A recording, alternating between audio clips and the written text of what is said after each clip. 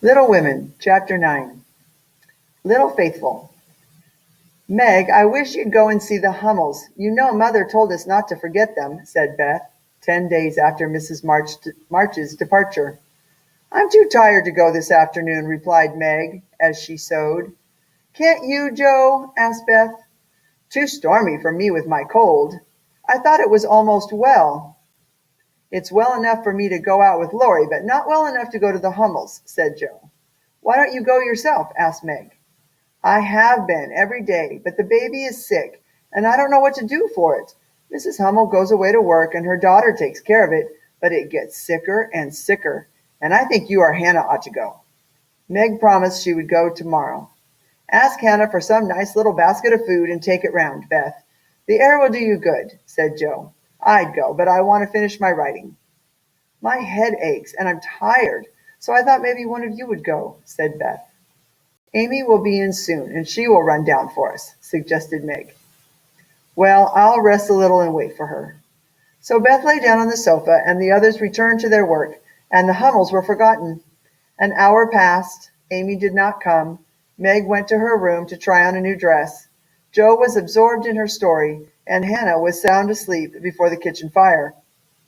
When Beth quietly put on her hood, filled her basket with odds and ends for the poor children, and went out into the chilly air. It was late when she came back, and no one saw her creep upstairs and shut herself into her mother's room. Half an hour after, Jo went to Mother's closet for something, and there found Beth sitting, looking very sad, with red eyes and a medicine bottle in her hand. What's the matter? Cried Jo. Beth put out her hand as if to warn her off and asked, You've had the scarlet fever, haven't you? Years ago, when Meg did. Why? Then I'll tell you. Oh, Jo, the baby's dead. What baby? Mrs. Hummel's. It died in my lap before she got home, cried Beth with a sob. My poor dear, how dreadful for you. I ought to have gone, said Jo, taking her sister in her arms as she sat down in her mother's big chair. It wasn't dreadful, Jo, only so sad. I saw in a minute that it was sicker, but Lottie said her mother had gone for a doctor, so I took baby and let Lottie rest. It seemed asleep, but all of a sudden it gave a little cry and trembled, and then lay very still. I tried to warm its feet, and Lottie gave it some milk, but it didn't stir, and I knew it was dead. Oh, don't cry, dear. What did you do? I just sat and held it softly till Mrs. Hummel came with the doctor. He said it was dead, and looked at the other two children who have got sore throats. Scarlet fever, ma'am. Ought to have called me before, he said. Mrs. Hummel told him she was poor and had tried to cure the baby herself, but now it was too late, and she could only ask him to help the others. It was very sad, and I cried with them till he turned round, all of a sudden, and told me to go home and take belladonna right away, or I'd have the fever. No, you won't, cried Jo, hugging her close with a frightened look. Oh, Beth, if you should be sick, I never could forgive myself. What shall we do? Don't be frightened. I guess I shan't have it badly. I looked in Mother's book and saw that it begins with headache, sore throat, and strange feelings like mine. So I did take some belladonna, and I feel better, said Beth. If Mother was only at home, exclaimed Jo. You've been over the baby for more than a week, and among the others who are going to have it. So I'm afraid you are going to have it, Beth. I'll call Hannah. She knows all about sickness. Don't let Amy come. She never had it, and I should hate to give it to her. Can't you and Meg have it over again? I guess not. Don't care if I do. Serve me right, selfish pig, to let you go and stay writing rubbish myself, muttered Jo, as she went to consult Hannah. There was no need to worry. Hannah assured Jo everyone had scarlet fever, and if rightly treated, nobody died, all of which Jo believed. Now, I'll tell you what we'll do, said Hannah, when she had examined and questioned Beth. We'll have Dr. Bangs take a look at you, dear, and see that we start right. Then we'll send Amy off to Aunt March's for a spell to keep her out of harm's way, and one of you girls can stay at home and amuse Beth for a day or two. Beth chose Jo to be with her, which left Meg feeling a little hurt, yet rather relieved on the whole, for she did not like nursing, and Jo did. I'll go tell Amy, said Meg. Amy rebelled and declared that she had rather have the fever than go to Aunt March. Meg reasoned, pleaded, commanded. Amy protested that she would not go, and Meg left her to ask Hannah what should be done. Before she came back, Laurie walked into the parlor to find Amy sobbing with her head in the sofa cushions. She told her story, expecting to be consoled, but Laurie only put his hands in his pockets and walked about the room, whistling softly, as he knit his brows in deep thought. Soon he sat down beside her and said, "Now, be a sensible little woman, and do as they say. No, don't cry, but hear what a jolly plan I've got. You go to Aunt March's, and I'll come and take you out every day, driving or walking, and we'll have capital times." "I don't wish to be sent off as if I was in the way," began Amy. "Bless your heart, child, it's to keep you well. You don't want to be sick, do you?" "No, I'm sure I don't, but I dare say I shall be, for I've been with Beth all the time." "That's the very reason you ought to go away at once, so that you may escape it. Change of air will keep you well, or if it does not entirely, you will have the fever more lightly. I advise you to be off as soon as you can, for scarlet fever is no joke, miss." "But it's dull at Aunt March's, and she is so cross," said Amy. "It won't be dull with me popping in every day to tell you how Beth is and take you out. The old lady likes me, so she won't peck at us, whatever we do." "Well, I guess I will," said Amy. Good girl, call Meg. Good girl. Call Meg and tell her you'll give in," said Laurie. Meg and Joe came down and heard Amy's statement and were surprised, but pleased.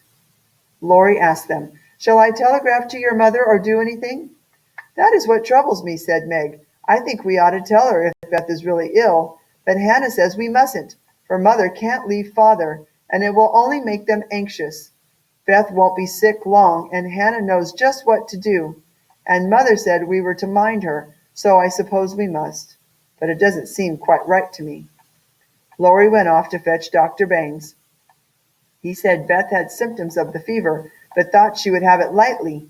Amy was ordered off at once, and she departed with Joe and Laurie as her escorts. Aunt March received them with her usual impatience. "What do you want now?" she asked, looking over her spectacles, while her parrot, sitting on the back of her chair, called out, "Go away! No boys allowed here." Laurie went to the window, while Joe told the story. In response, Aunt March said, "No more than I expected, if you are allowed to go poking about among poor folks. Amy can stay and make herself useful if she isn't sick." Beth did have the fever, and was much sicker than anyone but Hannah and the doctor suspected.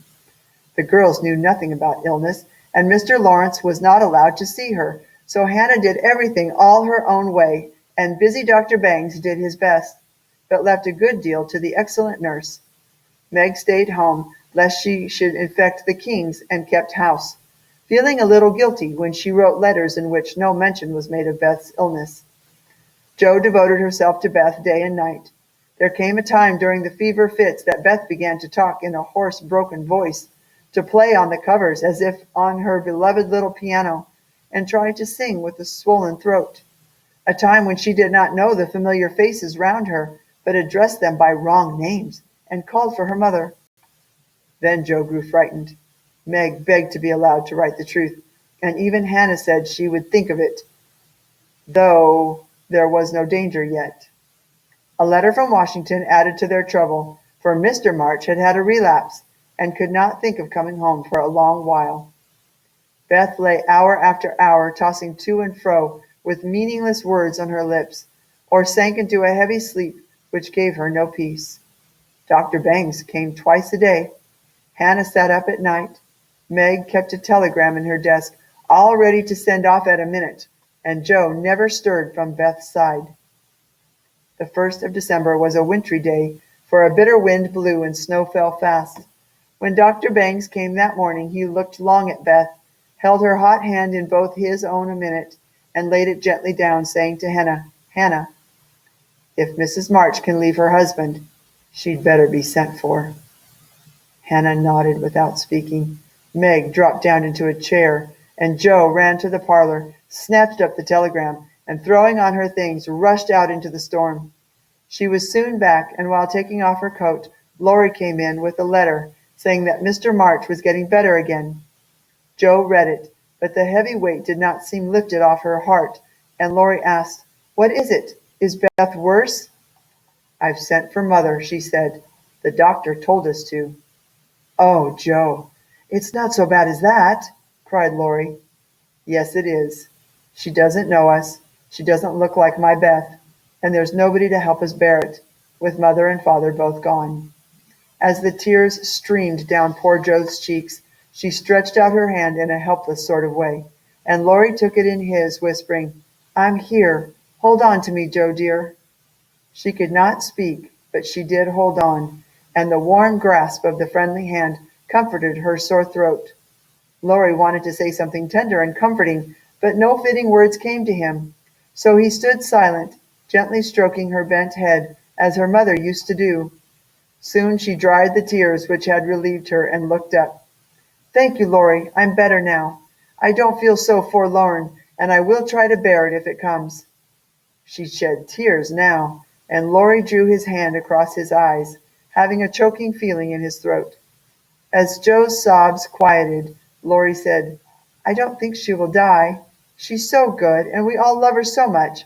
I don't believe God will take her away yet." "The good and dear people always do die," groaned Joe. "Poor girl, you're worn out. It isn't like you to be like this. Tonight I'll give you something that will warm your heart," said Laurie. "What is it?" cried Joe. "I telegraphed to your mother yesterday, and Brooke answered she'd come at once, and she'll be here tonight, and everything will be all right." "Oh, Laurie! Oh, Mother! I'm so glad. Grandpa said it was high time we did something, and so he sent me off to the telegram office yesterday. The late train is in at 2 a.m., and I shall go to pick your mother up, and you've only got to keep Beth safe till that blessed lady gets here. Laurie, you're an angel. How shall I ever thank you? Bless you, bless you." When Joe went upstairs and told the news, Hannah said, "That's the interferingest chap I ever see, but I forgive him, and I do hope Mrs. March is coming on right away." A breath of fresh air seemed to blow through the house. Everything appeared to feel the hopeful change. Beth's bird began to chirp again, and a half-bloomed rose was discovered on Amy's bush in the window. Every time Joe and Meg met, their faces broke into smiles as they hugged one another, whispering, "Mother's coming, dear, Mother's coming." Everyone rejoiced but Beth. She lay in a heavy stupor, her face vacant, her once busy hands weak and wasted, her hair scattered rough and tangled on the pillow. All day she lay so, only rousing now and then to mutter, "Water." All day Joe and Meg hovered over her, watching, waiting, hoping, and trusting in God and Mother. And all day the snow fell, the bitter wind raged, and the hours dragged slowly by. But night came at last, and every time the clock struck, the sisters, still sitting on either side of the bed, looked at each other with brightening eyes, for each hour brought help nearer. The doctor had been in to say that some change, for better or worse, would probably take place about midnight, at which time he would return. The girls never forgot that night, for no sleep came to them as they kept their watch, with that dreadful sense of powerlessness which comes to us in hours like these. "I wish I had no heart. It aches so," sighed Meg. "If life is often as hard as this, I don't see how we shall ever get through it," added Joe. Here the clock struck 12, and both forgot themselves in watching Beth, for they saw a change pass over her pale face. The house was still as death, and nothing but the wailing of the wind broke the deep hush. Weary Hannah slept on, and no one but the sisters saw the shadow which seemed to fall upon the little bed. An hour went by, and nothing happened except Laurie's quiet departure for the station. Another hour, still no one came, and anxious fears of delay in the storm, or accidents by the way, or worst of all, a great trouble at Washington, haunted the poor girls. It was past 2 when Joe, who stood at the window, heard a movement by the bed, and turning quickly saw Meg kneeling before her mother's easy-chair with her face hidden. A fear passed coldly over Joe as she thought, Beth is dead, and Meg is afraid to tell me." She was back in her post in an instant, and to her excited eyes a great change seemed to have taken place. The look of pain was gone, and the beloved little face looked so pale and peaceful that Joe leaned over this dearest of her sisters and kissed the damp forehead and whispered, "Goodbye, my Beth, goodbye." As if waked by the stir, Hannah started out of her sleep, hurried to the bed, looked at Beth, felt her hands, listened at her lips, and then, throwing her apron over her head, sat down to rock to and fro, exclaiming under her breath, "The fever's turned. She's sleeping natural. Her skin's damp, and she breathes easy. Praise be given. Oh, my goodness me!" Joe and Meg crept into the dark hall, and sitting on the chairs, held each other close, rejoicing with hearts too full for words. When they came back to be kissed and cuddled by faithful Hannah, they found Beth lying as she used to do, with her cheek on her hand and breathing quietly, as if just fallen asleep. "If Mother would only come now," said Joe. "See," said Meg, climbing up with a white, half-opened rose. "I thought this would hardly be ready to lay in Beth's hand tomorrow if she went away from us, but it has blossomed in the night, and now I mean to put it in my vase here, so that when the darling wakes, the first thing she sees will be the little rose and Mother's face." She never had the sun risen so beautifully as it did to the heavy eyes of Meg and Joe, as they looked out in the early morning. "It looks like a fairy world," said Meg, smiling to herself. "Hark!" cried Joe. Yes, there was a sound of bells at the door below, a cry from Hannah, and then Laurie's voice saying in a joyful whisper, "Girls, she's come, she's come." We don't have very many today. There's only a few things. I think I saw something. Let me check the chat real fast. Okay, the chat went away. All right, let's do these real quick. I think there was only a couple. And then we'll move on. Is that the note? There it is. Back up to the top. Okay. There it is. The baby died from scarlet fever. Okay, we're going to put this on Beth's page because she's the one that got sick. So let's copy and paste this. So copy, and then we'll go to Beth. And let's put this in the description.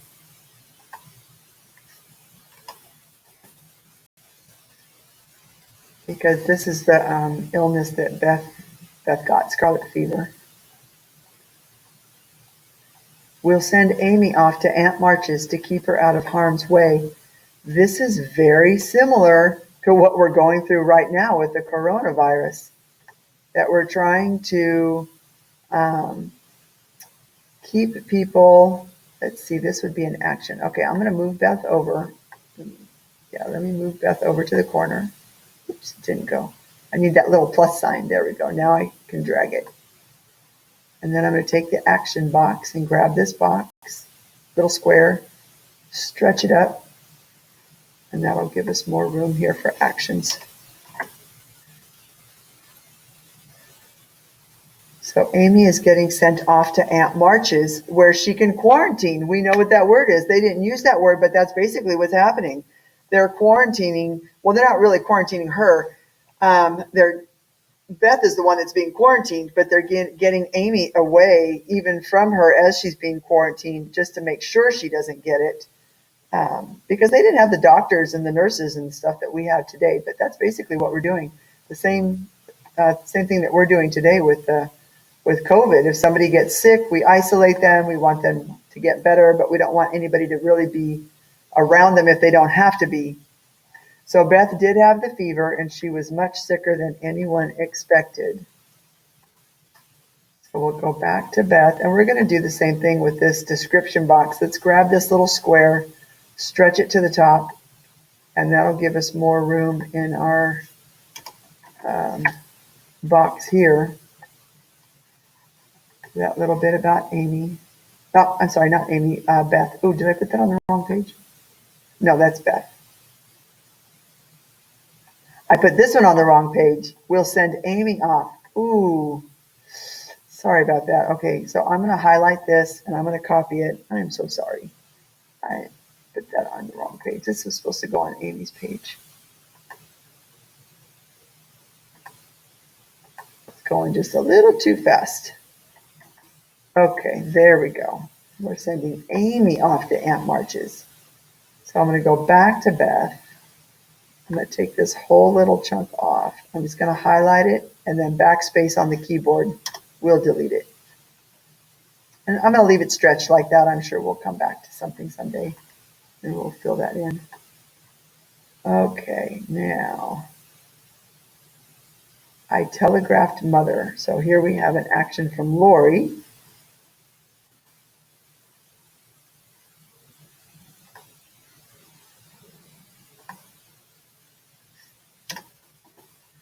Telegraphed mother and she'll be here tonight. Oh, no. Why are you signing me out? Oh, goodness. All right. I don't know why it was doing that. Let's see, I think one more at the end. The fever's turned.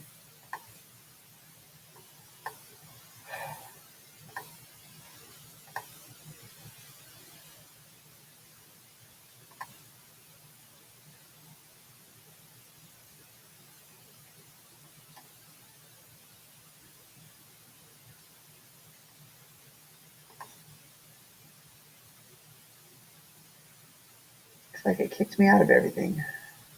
All right, hopefully we didn't lose anything. Let's try it again. There we go. Okay. The fever's turned. Praise be given, said Hannah. And then we'll go to, hopefully, Hannah's slide. And dialogue for Hannah.